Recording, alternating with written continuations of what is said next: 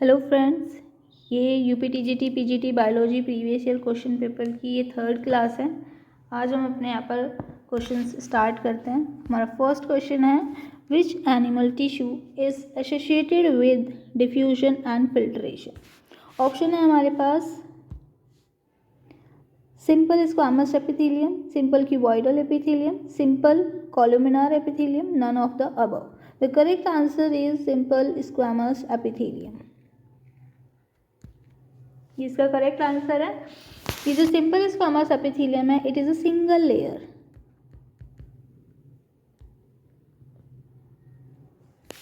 of flat cells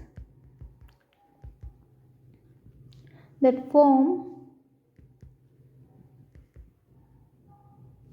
a membrane, and this membrane allow substance to pass through. ठीक है, तो ये क्या है, इसका करेक्ट आंसर हो जाएगा हमारे पास सिंपल स्क्वामस एपिथेलियम। नेक्स्ट हमारा क्वेश्चन है, an adult healthy man contain dash gram per 100 ml haemoglobin in blood. तो इसका करेक्ट आंसर हो जाएगा हमारे पास 13 to 15 ग्राम। ये इसका करेक्ट आंसर है। नेक्स्ट हमारा क्वेश्चन है, इन inner mitochondrial membrane form folds. अंदर की तरफ क्या होता है, माइटोकॉन्ड्रिया होता है, उसके अंदर क्या होते हैं, फोल्ड्स प्रेजेंट होते हैं लाइक दिस। अब ये जो फोल्ड्स हैं, दीज आर कॉल्ड एज, इन फोल्ड्स को क्या बोलते हैं, इनको बोलते हैं क्रिस्टेट। वैसे क्रिस्टे बोलते हैं, CRISTAE। तो यहाँ पे करेक्ट आंसर हो जाएगा क्रिस्टेट। अब यहाँ पे ये होता क्या है, क्रिस्टे क्या होते हैं, ये इनवर्ड फोल्ड्स होते हैं of inner membrane, inner mitochondrial membrane में। तो इसके ये जो फोल्ड्स होते हैं, इनसे क्या फ़ायदा होता है, ये क्या करते हैं, इंक्रीज कर देते हैं surface area, increase surface area for cellular respiration.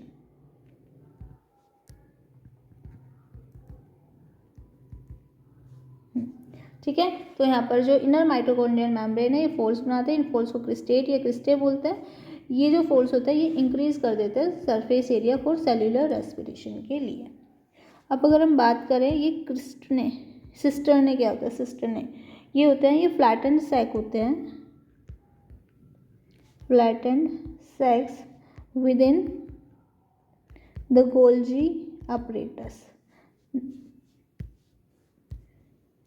Next अगर हम देखें, प्लाज्मिड क्या है, प्लाज्मिड है ये स्मॉल सर्कुलर DNA होता है, DNA मॉलिक्यूल है, फाउंड इन बैक्टीरिया, ऑक्सीसोम ये क्या है, ये स्मॉल राउंड स्ट्रक्चर है ऑन द, ये कहाँ पर पाई जाएगी, इनर माइटोकॉन्ड्रियल मेम्ब्रेन में मिलेगी, और ये क्या प्रोड्यूस करती है, ATP। ऑक्सीसोम एक राउंड स्ट्रक्चर है, स्मॉल स्ट्रक्चर है, जो कि इनर माइटोकॉन्ड्रियल मेम्ब्रेन में प्रेजेंट होता है, और ये प्रोड्यूस करती है, ऑक्सीसोम क्या प्रोड्यूस करता है, ATP। यहाँ पर एक एंजाइम प्रेजेंट होता है इसके अंदर ही, जिसे बोलते हैं ATP सिंथेज। अगर हम ऑक्सीसोम की बात करें, 2 टाइप्स के होते हैं यहाँ पर, इसके पार्ट्स है, ऑक्सीसोम के 2 पार्ट्स है, F1 और F0। ये अपर पार्ट है और ये लोअर पार्ट है,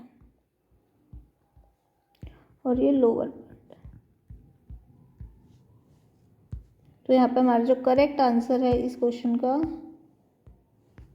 वो हो जाएगा क्रिस्टेट। नेक्स्ट है, the place of formation of glycolipid and glycoprotein in the cell. Cell के अंदर ग्लाइकोप्रोटीन और ग्लाइकोलिपिड का जो फॉर्मेशन होता है, उसका प्लेस क्या है, उसका आंसर हो जाएगा हमारा ऑप्शन है ribosome, lysosome, plastid, Golgi body. तो करेक्ट आंसर हो जाएगा गोल्जी बॉडीज। अगर हम यहाँ पे राइबोसोम की बात करें, ये प्रोटीन के लिए, ये प्रोटीन का सिंथेसिस करता है, सिंथेसिस ऑफ प्रोटीन। यहाँ पे प्रोटीन का सिंथेसिस होता है। लाइसोसोम को सुसाइडल बैग के नाम से भी जानते हैं, सुसाइडल बैग। और ये क्या करता है, डाइजेस्ट करता है। Lysosome digest waste material, waste material within cell.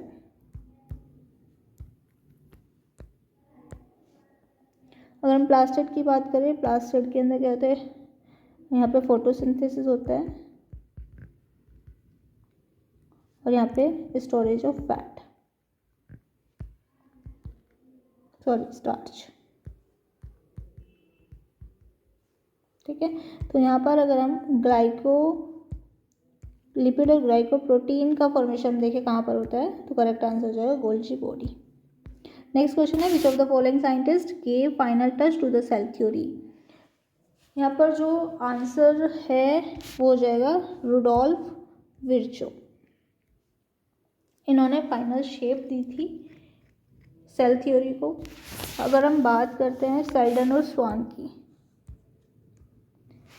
इन्होंने प्रपोज किया था, एक्सप्लेन किया था इसको, इस थ्योरी को एक्सप्लेन किया गया था बाय सेल्डन एंड स्वान, और इसको फाइनल टच दिया था रुडोल्फ विर्चो ने।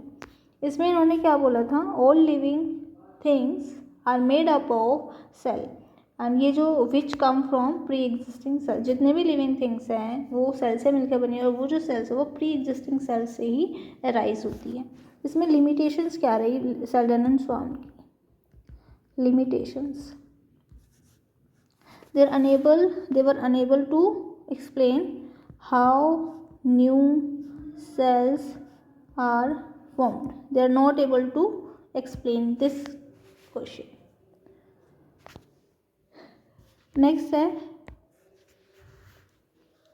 रुडोल्फ विर्चो की। अगर हम बात करें, give final touch to cell theory, new cells are form. इन्होंने क्या बताया था, new cells are formed by the division of existing cell।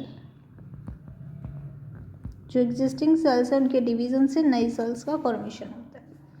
Next अगर हम देखें, नेक्स्ट अपना टॉपिक ल्यूवेनहॉफ। इनका पूरा नाम क्या है, एंटोन वैन ल्यूवेनहॉफ। इन्हें क्या बोला जाता है, father of microbiology.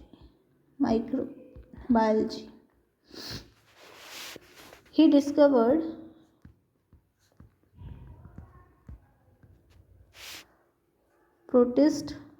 Protista and bacteria को डिस्कवर किया था इन्होंने। ये जो इन्होंने जो प्रोटिस्टा को ये डिस्कवर किया, ये सिंगल सेल ऑर्गेनिज्म थी।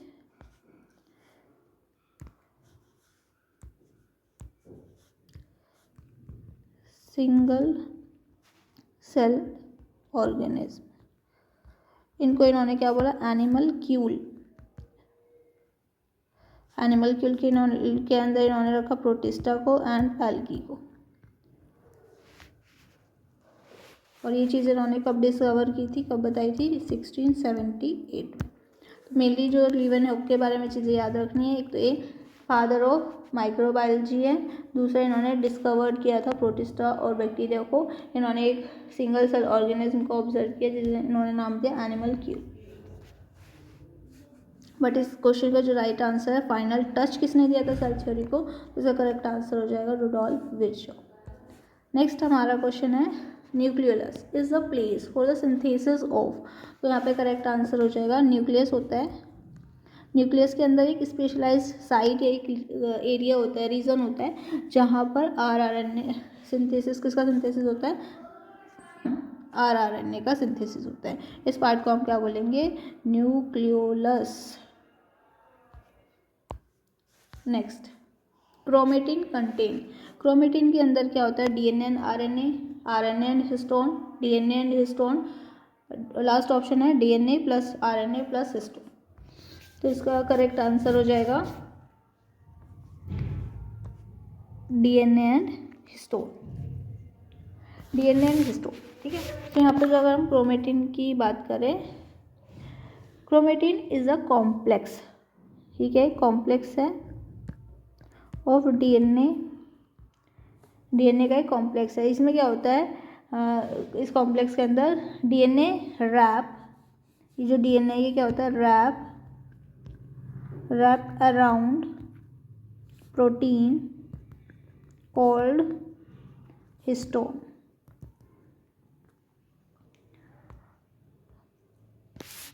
और ये जो हिस्टोन के चारों तरफ जो रैप होता है ये डीएनए विच अलाउ, इसकी वजह से क्या होता है, न्यूक्लियस के अंदर, ये न्यूक्लियस के अंदर जो है लॉन्ग डीएनए है, long DNA molecule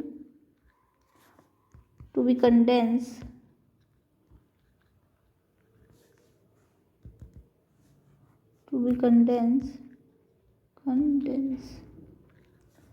and fit inside the nucleus of a cell.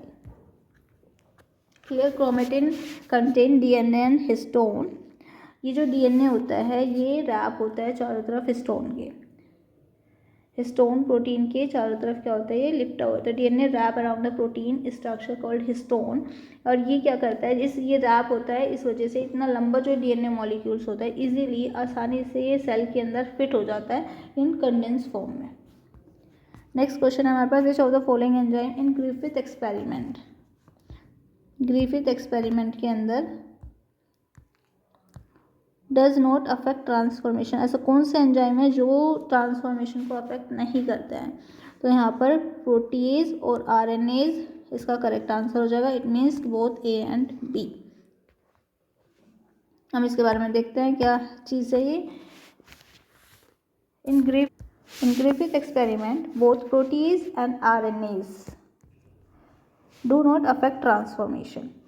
जो ये प्रोटीज और जो ये आरएनएज है ये क्या करता है, break down protein.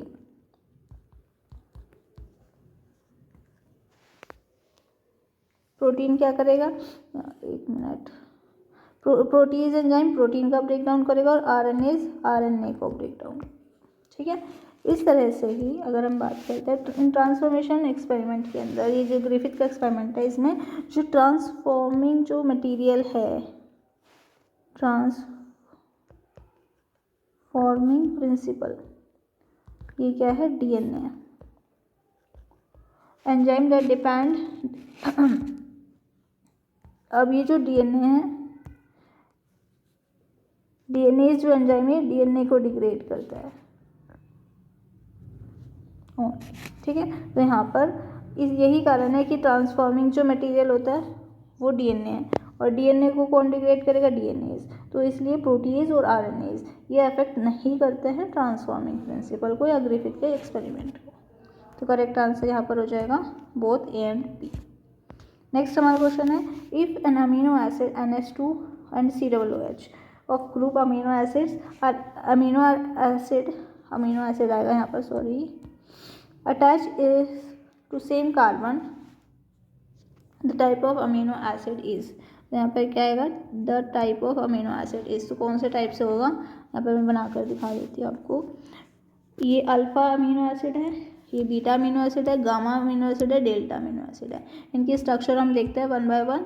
Alpha amino acid का स्ट्रक्चर होता है, सेंटर में C है, कार्बन है, यहाँ पर H, यहाँ पर NH2 ग्रुप, यहाँ पे COOH ग्रुप, कार्बोक्सिलिक ग्रुप और यहाँ पे कोई भी मिथाइल ग्रुप। ये अल्फ़ा अमीनो एसिड का स्ट्रक्चर है। क्वेश्चन यहाँ पे ये पूछा है, अल्फ़ा अमीनो एसिड, ये जो अमीनो एसिड है इसमें सेम कार्बन से दोनों ग्रुप कौन से इसके अंदर जुड़े होंगे। तो यहाँ पे क्वेश्चन आंसर आ जाएगा अल्फ़ा अमीनो एसिड। लेकिन हम यहाँ पे स्ट्रक्चर देखते हैं बीटा अमीनो एसिड और गामा की भी।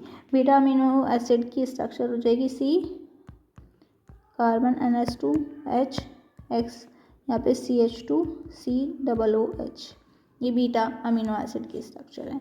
नेक्स्ट अगर हम स्ट्रक्चर देखते हैं गामा की, CH2 NH2 H X और यहाँ पर आ जाएगा COOH, ये हो जाएगा किसका, गामा अमीनो एसिड की स्ट्रक्चर।